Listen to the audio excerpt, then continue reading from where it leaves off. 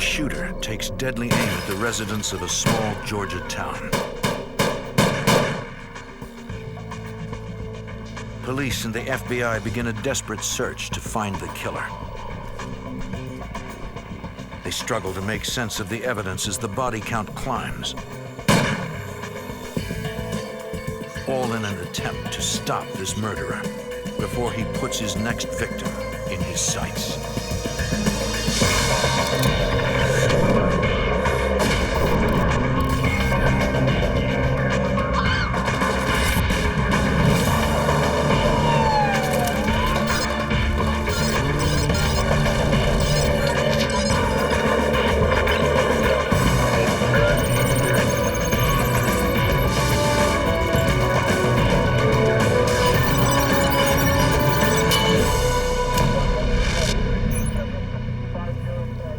In Georgia, a series of bizarre shootings terrorized the small town. 2 people were killed, 2 others were critically wounded. At first, the shootings seemed targeted. Then they seemed random.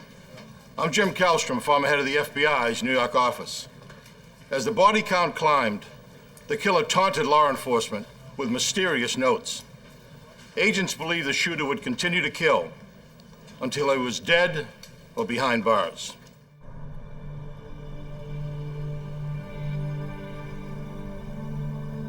East Point, Georgia is just 7 miles south of Atlanta.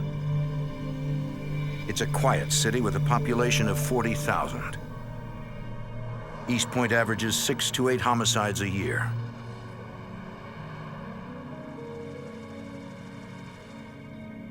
March 1st, 2001. A man is concerned about his mother.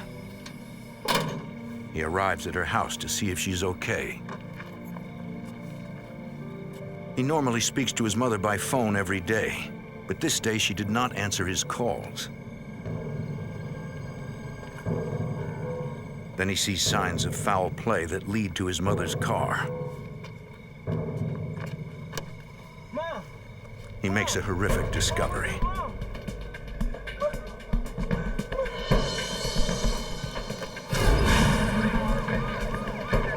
Minutes later, East Point Police and Lieutenant Russell Popham begin a homicide investigation. We discovered the victim was a female that had been shot and she was dead of multiple gunshot wounds. We did notice that she had been there for about 24 hours. Police can already rule out one reason why the victim was murdered. As always in any kind of crime, you try to figure out the motive, but obviously her car was still there as well as her pocketbook. So we didn't think at the time that robbery was a motive.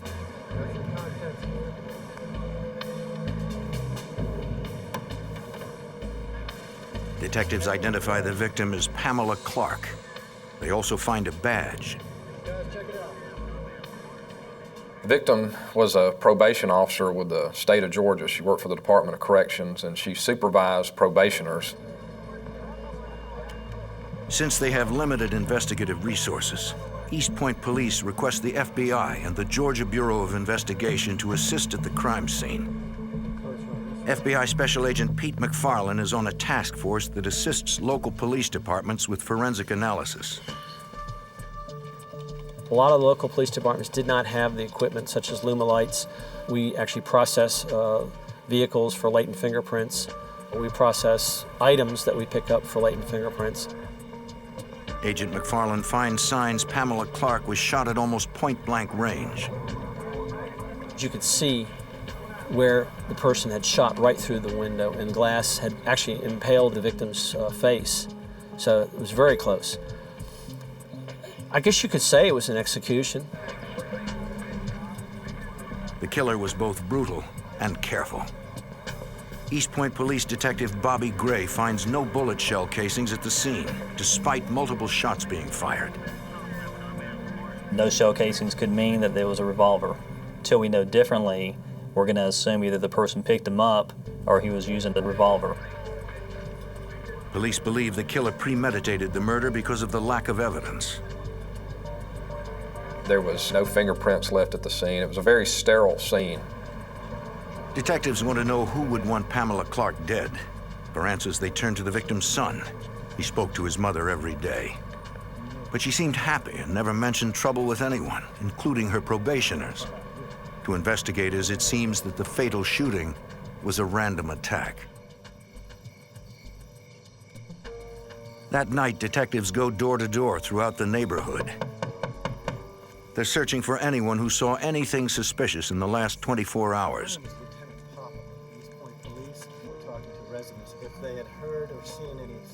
They find only one witness. He was in the shadow, though, and The previous night, she heard noises that could have been gunshots. Then she saw someone calmly walking away. What time of night was it? around 8. The witness said she saw a black male about 6 foot tall. She's looking at a distance from about 40 yards, so she can only tell that he had a low haircut, and he was about 6 foot tall, of average build. There was not much light. That's all she could come up with. If you got to tell me anything or if something pops into your mind, just give us a call. Unfortunately, the witness is unsure she'd recognize the man if she saw him again. There are 3 bullet wounds. The medical examiner confirms several findings investigators made at the crime scene. Pamela Clark was murdered 24 hours before her body was discovered. Came in from this direction. I'm going to remove that bullet. The medical examiner identifies 4 bullet wounds, 3 to the left side of the torso and 1 near the right armpit area. The tight grouping of the 3 wounds is consistent with police theories that the killer shot the victim at close range. Police get their first clues about the murder weapon when the medical examiner removes 3 .40 caliber bullets from the body. Although 3 bullets are recovered, the victim had 4 gunshot wounds.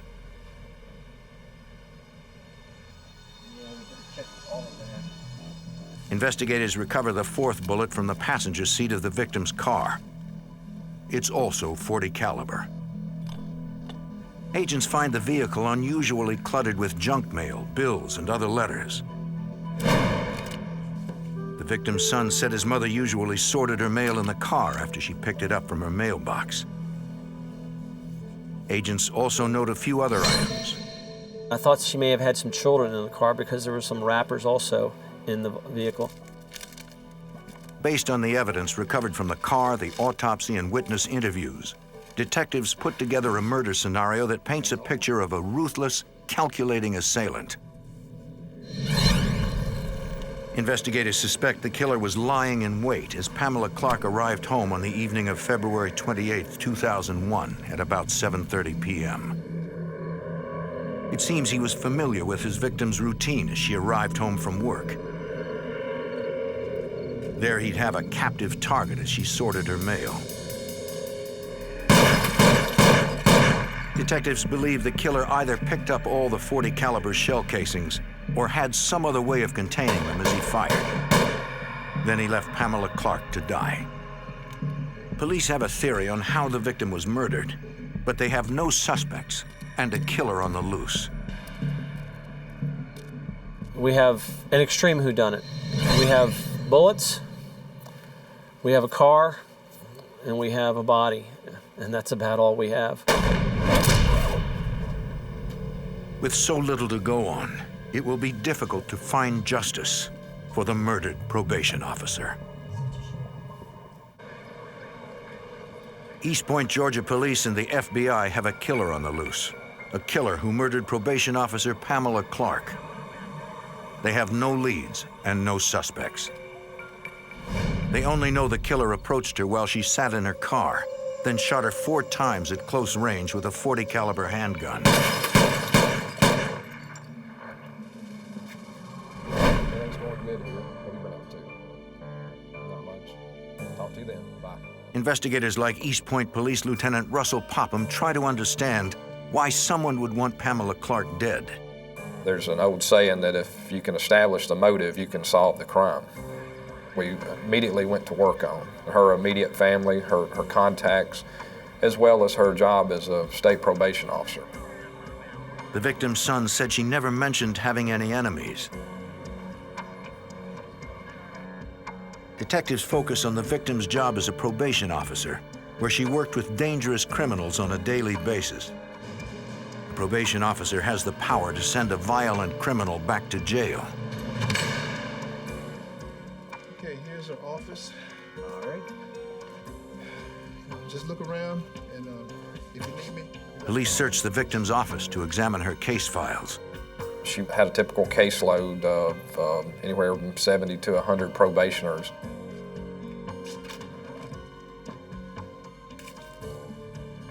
So we looked to see if there was anybody on her probation list that maybe she was about to try and revoke the probation. This took about 15 days to go through the list. Detectives question each of Pamela Clark's probationers to find out where they were on the night she was killed. Yeah. Devereaux, I'd like to talk to you. About? You familiar with Miss Clark? She's your probation officer. Yes. You know what happened to her? No. Most of them are saddened to hear of her murder. Murdered. Yes. Where were you the night she was murdered? And she's like a mom to me and everything. I mean. What we found in interviewing her probationers is that she was a well-liked person, a very fair person, almost a mother figure. We heard that from several people that had committed some violent crimes, and they actually liked her as a probation officer. Don't go out of town. I'm not leaving town. Well, I'm going to be back and talk with you some more, okay? All right, no problem. But as police scour hundreds of case files, they discover a probationer who had both a motive to kill Officer Clark and the opportunity to study her habits. We were able to find one person that she was potentially going to revoke her or ask for his probation to be revoked because he had failed a drug test. And this person actually lived in her neighborhood. The probationer's name is Thomas Moulton. Detectives put a mugshot of Moulton into a photo lineup. They show it to the witness who saw a man walking away from the crime scene on the night of the murder. The witness identifies Thomas Moulton as the man she saw. With the positive ID, it seems investigators may have an open and shut case. March 15th, 2001. 2 weeks after Pamela Clark was gunned down. Police have an arrest and search warrant for Moulton. Your hands. What's wrong? What did I do? What's wrong? Tell me what's going on, man. You're under arrest for parole violation.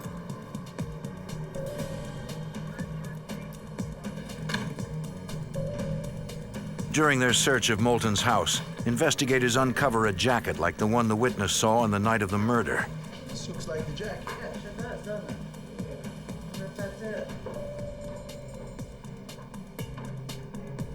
Police also make a disturbing find. He had a box of 9mm bullets in his room, and we knew, however, that the bullets used were .40 caliber, but again, this showed that this probationer had bullets when he shouldn't have. We were alarmed at this. All right, let's see what we have. You look at that.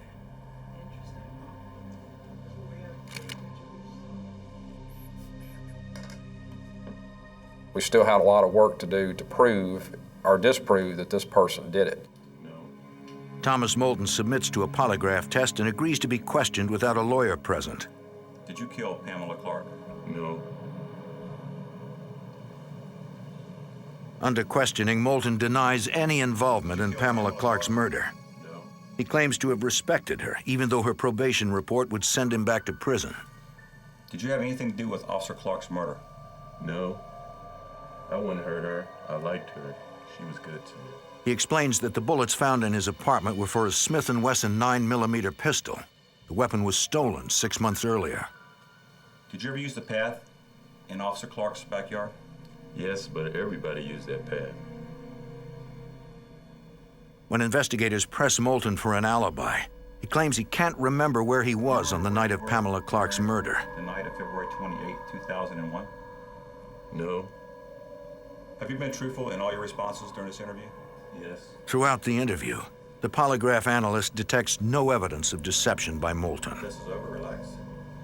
Did I pass? Keep say it. Police later examine Moulton's telephone records. They discover Moulton was on the phone talking to his girlfriend during the time Pamela Clark was murdered. Same problems. Everything was clean. Okay? Detectives clear Moulton as a suspect. They've hit a dead end in their investigation. The killer is still on the loose and free to strike again. April 8th, 2001, over a month after Pamela Clark was murdered. It's an unusually warm spring evening in East Point. It was a night in the low 70s at the time, so a lot of people were enjoying the first few days of spring, that with their doors open, their windows open. A few miles from Pamela Clark's home, a retiree named Chuck Boiler hears someone approach. Who's out there? Who's out there? Who's out there? Hey! The bullet shatters the man's arm and rips into his chest. He tries to fight back, but he's rapidly losing blood. The gunman lingers.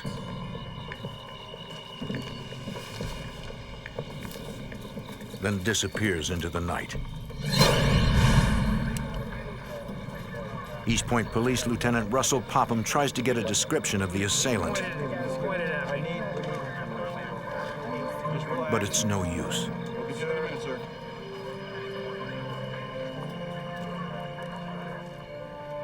He couldn't tell if it was a man or a woman, the race of the person or anything.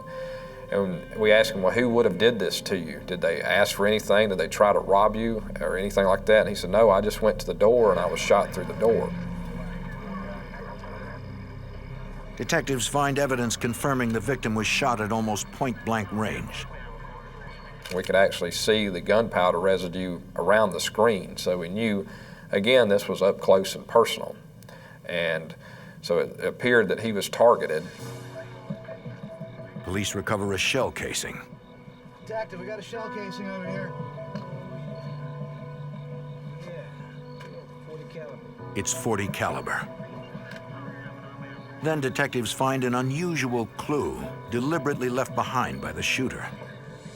It's an ominous note that reads, "I was locked up for 6 weeks. Someone must pay." The reverse side of the note is signed in yellow highlighter. The gunman calls himself Jack. As East Point police try to make sense of the note, they have no idea that more violence is being unleashed just a few miles away.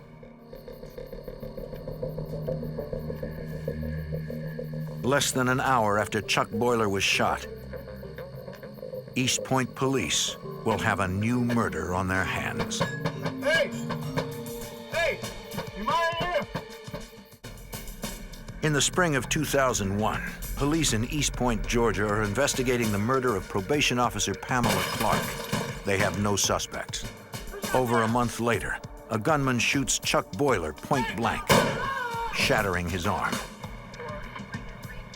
Police find a note left by the shooter in which he calls himself Jack.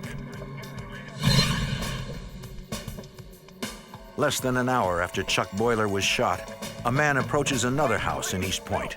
Help! Hey! Hey! Please, open this door! Give me some help!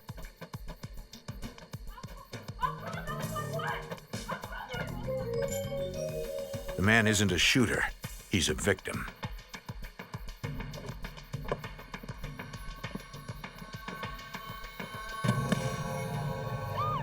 East Point Emergency Services race to their second shooting of the night. Police learn the victim's name is Andrew Wilson, a janitor at a local hospital. In a few hours, Wilson will die from gunshot wounds to his back. Police need to know what happened.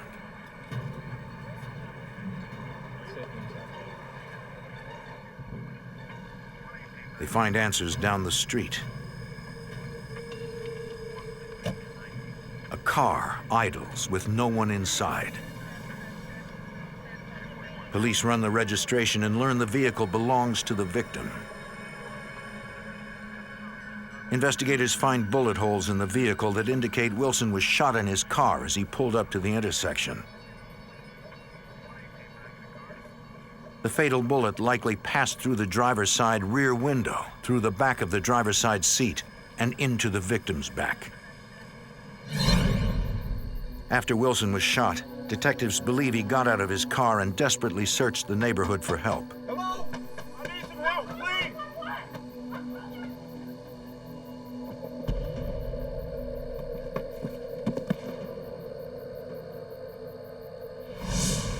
Police recover 5 shell casings from the scene. They're all .40 caliber. Just like the casing recovered an hour earlier in front of Chuck Boyler's house.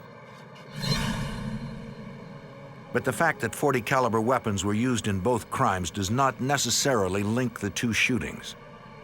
The primary murder weapon that's used around here is a 9mm, and as the .40 caliber's gotten more popular, we see a lot of .40 caliber crime scenes. Then police find undeniable evidence the two shootings are related.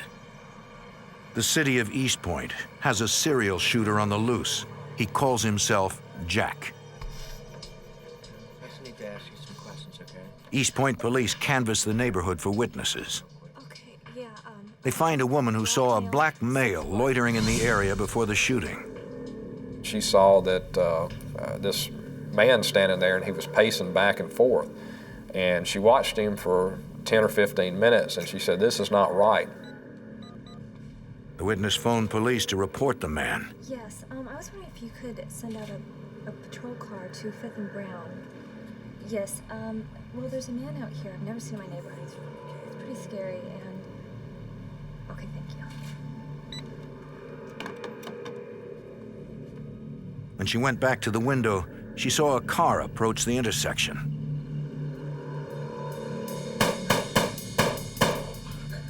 She never saw the man's face, but she got a good look at his vehicle. She sees a late model American car. She was very adamant and detailed about it, and that was one thing that we really believed her on, that she knew what type of car it was. The witness was unable to see the car's license plate number. Okay, well, you've done good. Okay, if you think of anything else comes to mind, okay, would you please give me a call? Okay. In a single night, Jack has murdered one man and seriously wounded another. Police now have 2 bodies on their hands, and every reason to expect there will be more. The city of East Point, Georgia, has a serial shooter on the loose. In a single night, the gunman wounded one man and killed another. Investigators found notes left by the shooter at both crime scenes. They were signed in yellow highlighter, Jack. East Point Police and Detective Bobby Gray fear the shooter will strike again. The frustrating thing about this investigation is we didn't know who, we didn't know why, and we didn't know who would be next. 4 days later, on April 12, 2001, a shadowy figure approaches another house in East Point. A woman is unaware she's a target.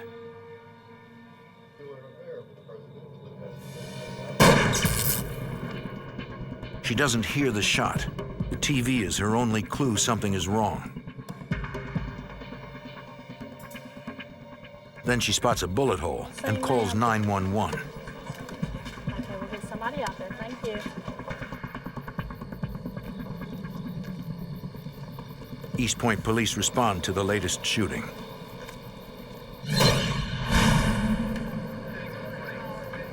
Detectives believe the shooter targeted the woman and hit the TV by mistake.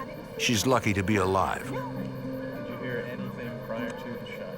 I didn't. I was sitting there watching TV, and I remember flipping through the magazine, and that's all I can remember. I'm sure. If it wasn't for the TV being in front of the window, the person watching the TV would have been dead.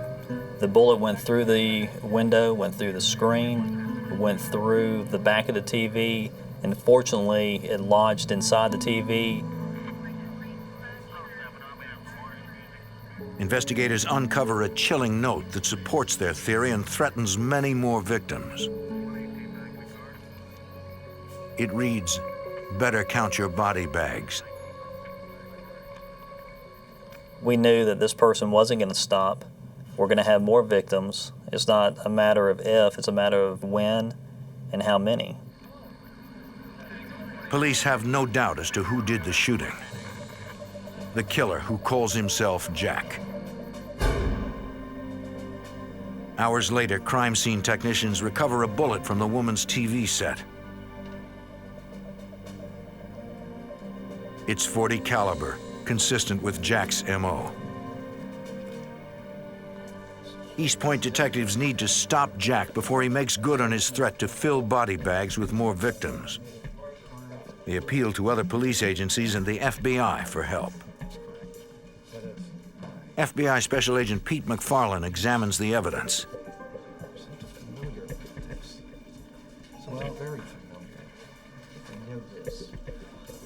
He recognizes the notes.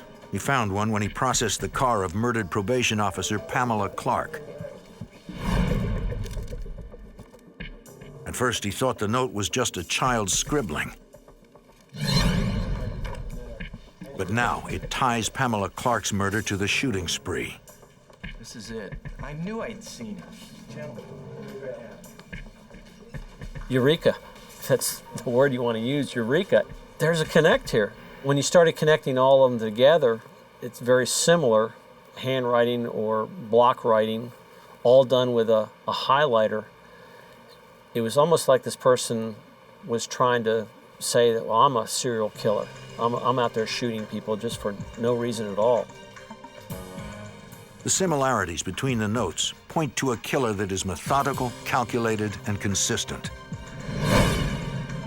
Jack wrote each note on a half a sheet of standard white paper. Jack tore each note by hand, resulting in ragged edges. And Jack signed each note with either an orange or a yellow highlighter. Detectives believe one note contains a possible motive. I was locked up for 6 weeks for nothing. Someone must pay.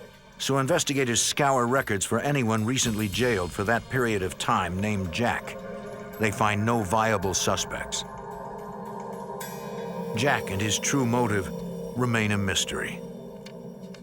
We as investigators had 4 crime scenes, but we had nothing. We had no suspects, we had nobody. So you have 1, 2. Police examine the victims' backgrounds, searching for any link between them that could show a pattern in the shootings. Right here. Well, we have active 95 North, so here's what happens. We even went as far as to the individuals, did they have their oil changed at the same place? You know, their car, their automotive work, was it done at the same place?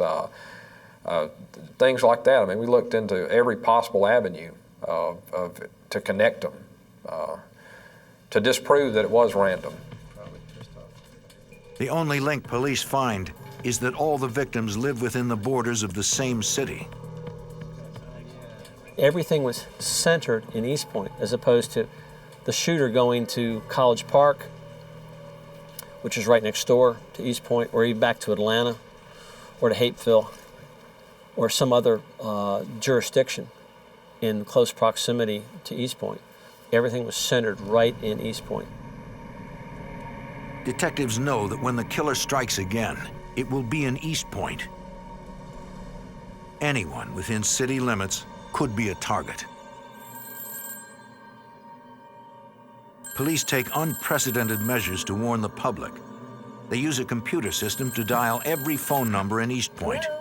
Anyone who picks up the phone hears a message warning about a killer on the loose.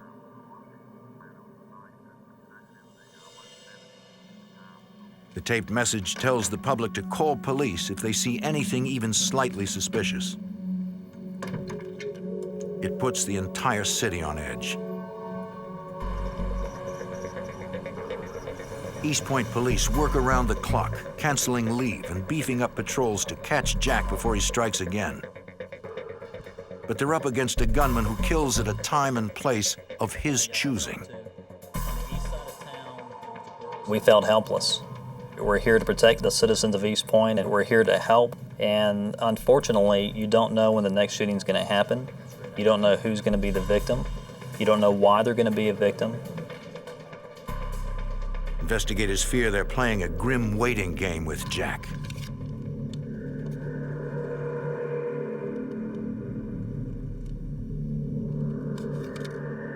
I can remember a veteran FBI agent that had worked on some serial murder cases, serial rapist cases, and he said, I'll never forget this, he said, you're probably just going to have to sit back and wait for another one to happen. And that's not really what you want to hear.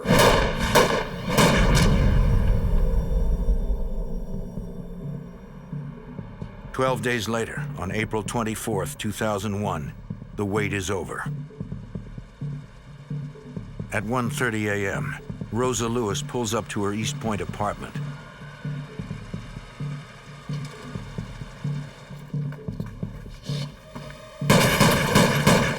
She's Jack's 5th victim.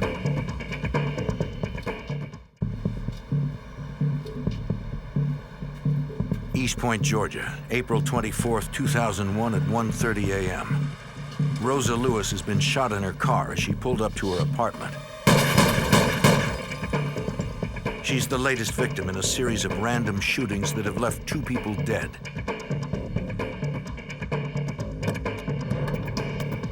She fights to avoid becoming the 3rd murder victim. Despite 4 bullets that have ripped into the left side of her torso.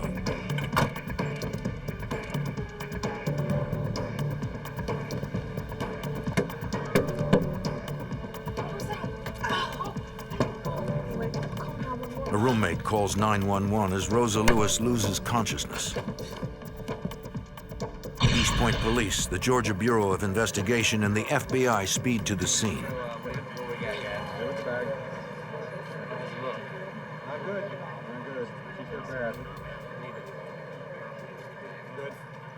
East Point Police Lieutenant Russell Popham can't get any answers from the victim. Not now, maybe never. What we were told was that she was not going to live. We were told that she was that critical, her blood pressure was already dropping, that she wasn't going to live. Investigators turn to the physical evidence left behind. Once again, they find .40 caliber shell casings, 4 of them. Detectives know the killer, who calls himself Jack, used a .40 caliber weapon in all 4 of his previous shootings. Agents find another clue on the roof of a car that the shooter used to steady his aim. But you could see where he actually reached across the roof, and it was laying across the roof of this vehicle, shooting into the vehicle. You could see the V shape of the muzzle blast on the car itself. The connection is, this is so close.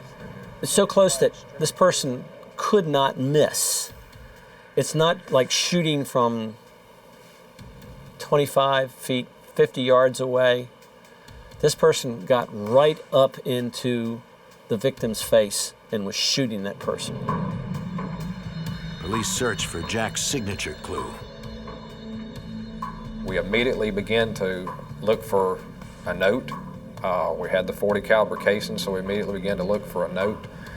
We could not find a note in the darkness. We could find a note, and it wasn't a windy night, so we didn't think the note had blown away, but we couldn't find it. Although no note is recovered, police find similarities between the Rosa Lewis shooting and the murder of probation officer Pamela Clark. Both women were gunned down in their cars, with multiple shots fired through the driver's side window at close range. Then detectives uncover a shocking clue that changes the entire investigation.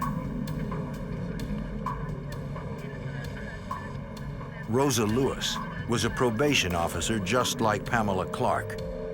They knew each other. They worked in the same office together. This is too coincidental. Detectives no longer believe the shootings are random. Somehow the Rosa Lewis and Pamela Clark shootings are related. Police interview Rosa Lewis's roommate and learn Rosa moved into the apartment 2 months ago after a recent divorce. but she described the relationship to us as an amicable divorce. She even said that the victim's ex-husband had actually helped her move in. There was no reason to believe that he had a motivation to want to kill her. Agents and detectives go door to door, searching for any witnesses to the shooting.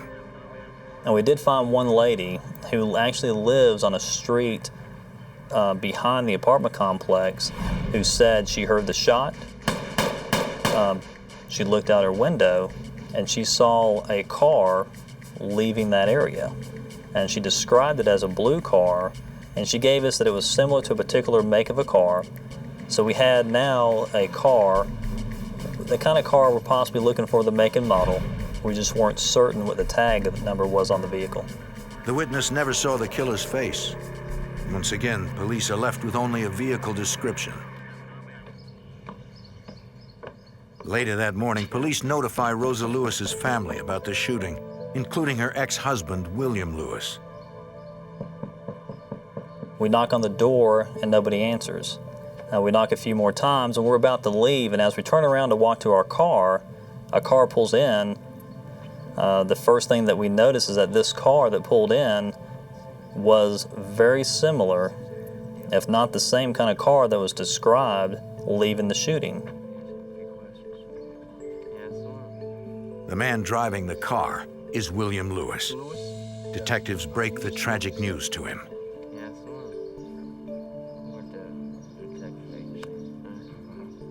She's my ex-wife. She's been shot multiple times. When we told him that his ex-wife had been shot multiple times and may die, he wasn't shocked. He didn't ask, how is she doing? He didn't say, I have to get to her. He didn't say, what are you doing to get this person? It's almost as if we had notified him that something that was not really that significant. Mind if we check your car? Come on. Keys. Detectives ask to search Lewis's car. He consents and says the vehicle is a rental. Hours after the shooting, police could expect to find a weapon, bullets, or a note signed in yellow highlighter if William Lewis is Jack. But they find nothing. It's clean. Investigators then ask Lewis for consent to search his house. He agrees.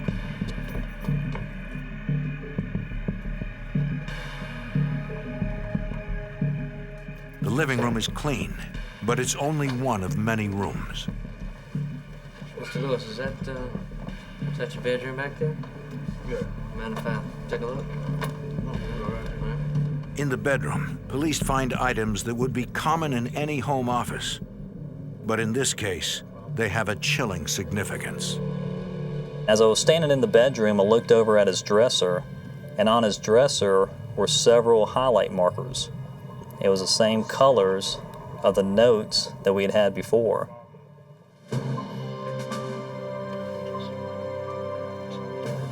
Mr. Lewis, would you mind coming with us back downtown for a little while? Would you? I mean, just need to go in and ask a few more questions. Is that okay? Downtown? Yeah. The discovery prompts detectives to ask Lewis to come downtown for questioning. He agrees.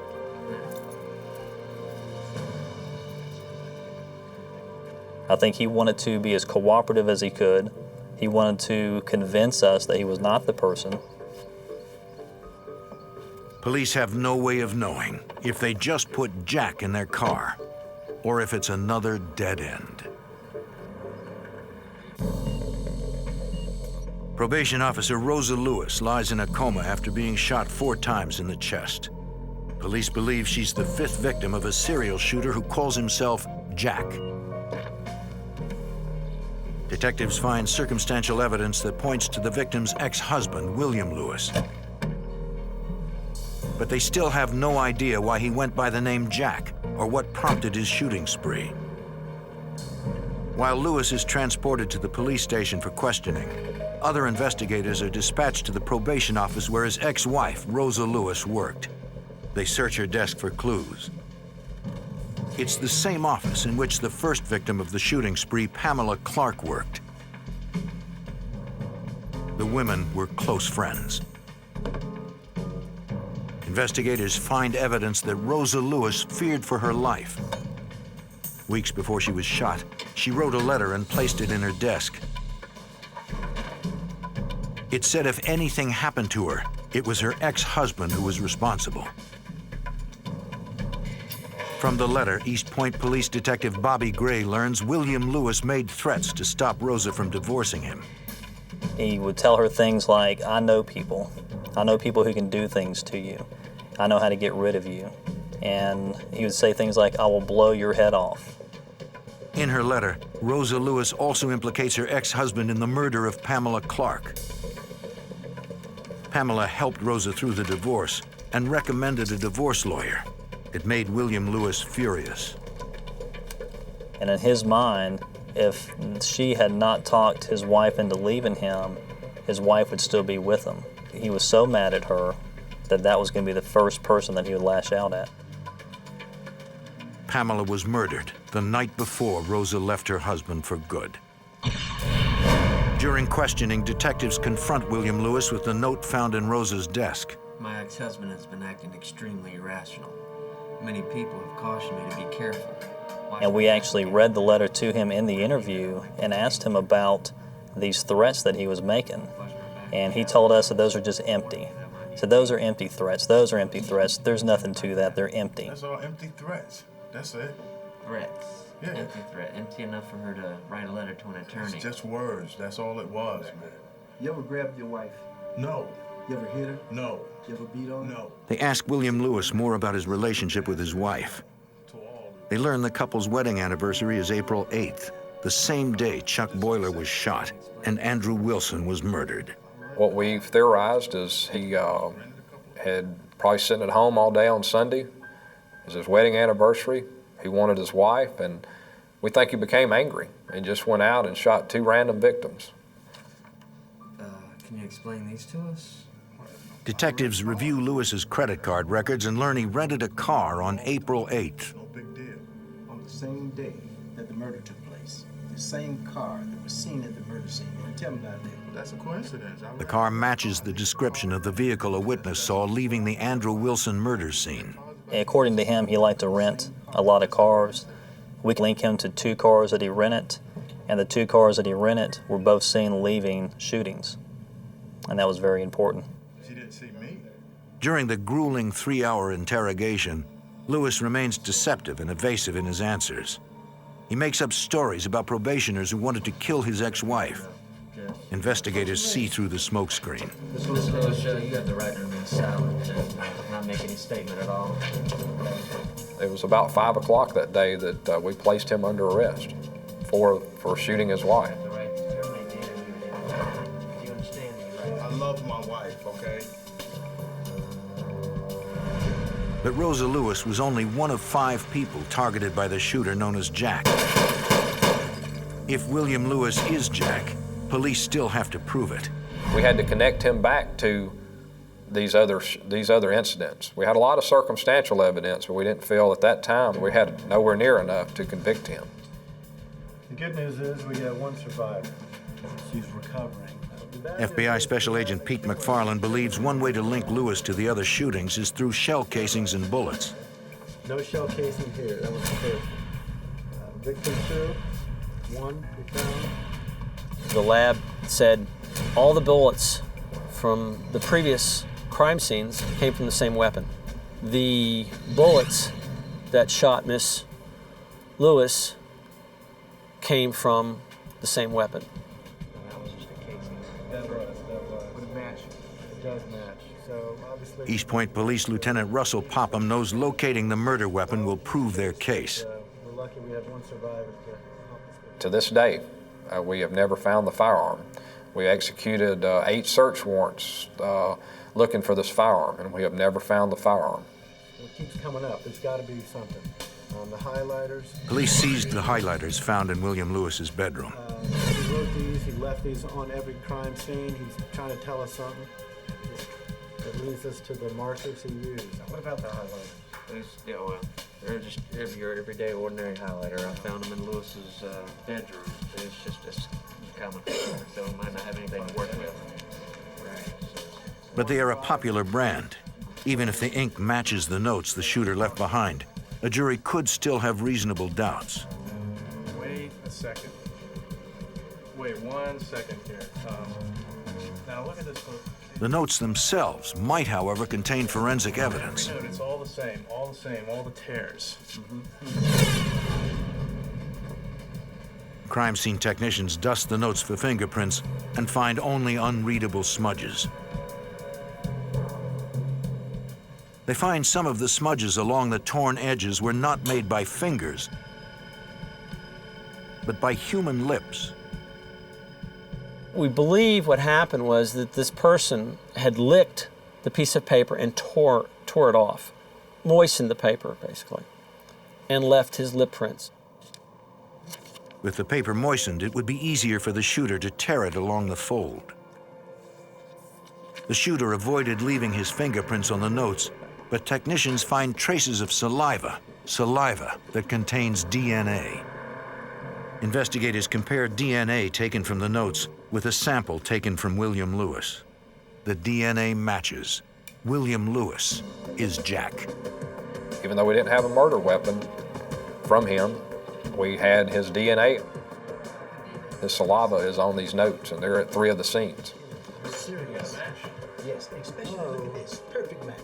Excellent. William Charles Lewis is indicted on 26 counts in connection with the East Point shooting spree. The district attorney plans to seek the death penalty.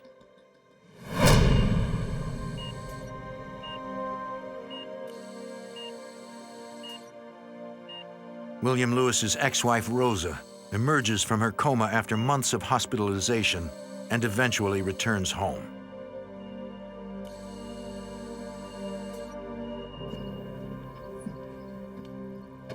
In September 2001, 5 months after Rosa Lewis was nearly murdered, police respond to her home once again. I hope you're feeling a lot better. Now, you got this today? Yes, I did.